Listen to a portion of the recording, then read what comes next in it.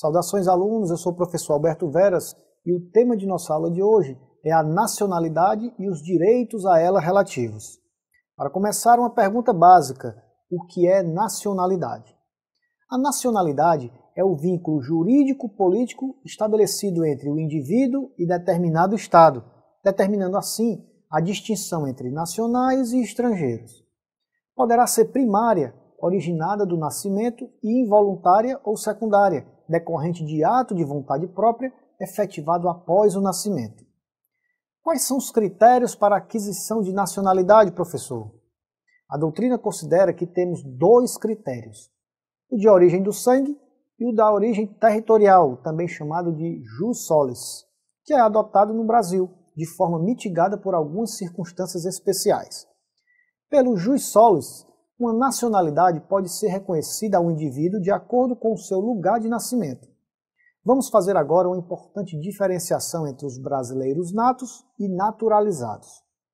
São brasileiros natos os seguintes: aqueles nascidos no Brasil, os nascidos no estrangeiro com genitor brasileiro a serviço do Brasil e aqueles cujo nascimento enquadra-se nas demais hipóteses de nascimento fora do Brasil, disciplinados pelo artigo 12 da Constituição.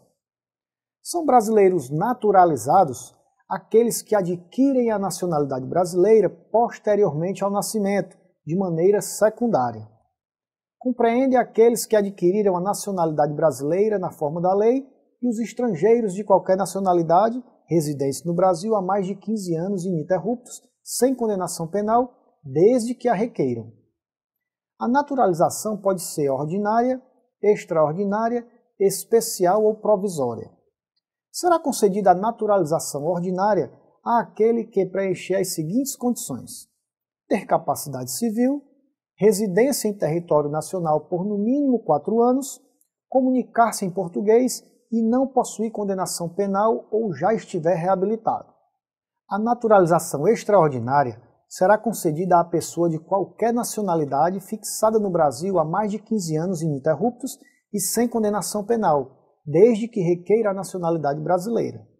A naturalização especial pode ser concedida para quem é casado ou companheiro há mais de 5 anos com integrante do Serviço Exterior Brasileiro em atividade ou com pessoa a serviço do Estado brasileiro no exterior. Também poderá ser concedida a quem é ou tenha sido empregado em missão diplomática ou em repartição consular do Brasil por mais de 10 anos ininterruptos. Por fim, a naturalização provisória é aplicável para quem fixou residência no Brasil antes de completar 10 anos de idade. A naturalização provisória pode ser convertida em definitiva, professor? A resposta é positiva.